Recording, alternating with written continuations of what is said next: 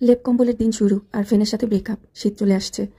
শীতের দিন আসলেই সন্ধ্যার পরে কোনো কাজ করতে ইচ্ছে করে না, ইচ্ছে করে কাঁথা কম্বলের নিচে পা দিয়ে চুপচাপ বসে। হ্যালো এভরিওয়ান, আসসালামু আলাইকুম। কেমন আছেন সবাই?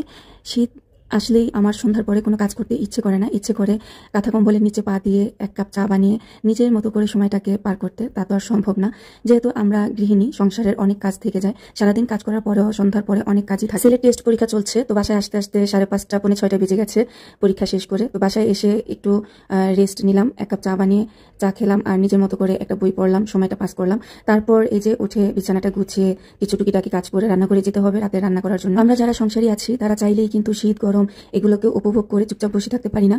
আমাদের সংসার, সন্তান, স্বামী সবকিছু সামলেই আমাদের চলতে হয়। তো শীতের দিন আসলেও কিছু করার নেই, রান্নাঘরে তো যেতেই হবে।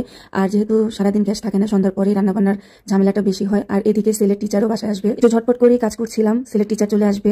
তো টিচার চলে আসলে তো রান্নাঘরে কাজ করতে আমার একটু ঝামেলা হয়ে যায়, যেহেতু ডাইনিং এ টিচার পড়তে বসে।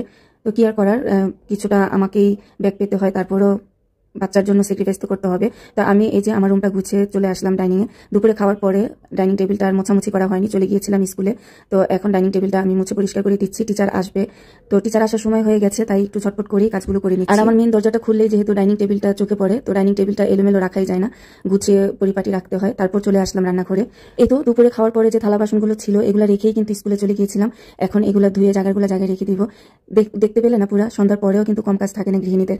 আমরা মনে করি যে একটা বেলা কাজ করলেই মনে হয় পরের বেলা শুয়ে বসে থাকা যায়, কিন্তু আসলে ঠিক তা না। আর আমার কাছে মনে হয় শীতের দিনে গরমের চেয়েও কাজ বেশি থাকে। শীতের দিন আসলেই মনে হয় আমার কাজের ইয়েটা বেড়ে যায়। থালা বাসনগুলো ধুয়ে তারপর রাতে রান্নার আয়োজন করব। তো এখানে আমি থালা বাসনগুলো ধুয়ে নিচ্ছি। আর এই ফাঁকে আপনাদের একটা কথা মনে করিয়ে দিই, আপনারা যারা আমার ভিডিওটা ক্লিক করেছেন, যদি ভিডিওটা ভালো লাগে তাহলে লাইক দিয়ে পুরো ভিডিও দেখার অনুরোধ রইল। আর আপনি যদি এই ধরনের লাইফস্টাইল ব্লগ দেখতে পছন্দ করেন তাহলে আমার পেজটা ফলো দিয়ে আমার সাথে থেকে যেতে পারেন। তারপর এই যে অলরেডি কিন্তু আমি চুলায় রান্নাটা বসিয়ে দিয়েছি, এক চুলায় ভাত আর এক চুলায় ডাল। এখনো কিন্তু ফুল গ্যাস আসেনি, গ্যাস একটু কমই আছে। তো কম গ্যাসে আমি রান্নাটা চুলায় দিয়ে দিয়েছি।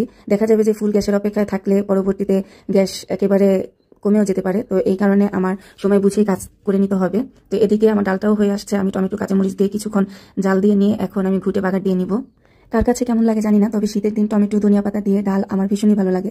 বিশেষ করে এই পাতলা ডাল শীতের দিন খুব বেশি ভালো লাগে।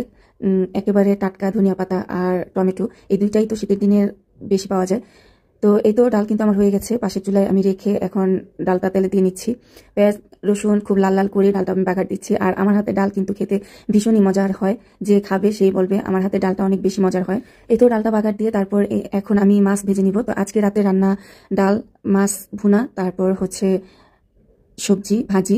তো এগুলাই আজকে রাতের রান্না। তো এই তো